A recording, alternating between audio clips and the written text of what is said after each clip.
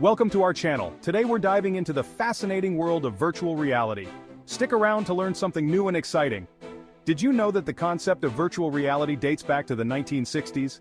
The first VR system, called the Sensorama, was invented by Morton Heilig.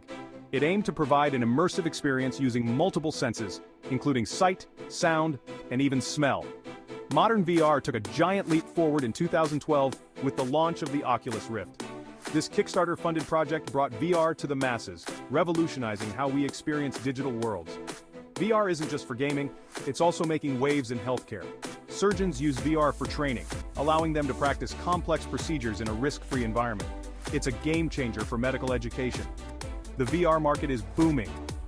By 2025, the VR industry is projected to reach a staggering $44.7 billion, driven by advancements in technology and increasing applications across various sectors.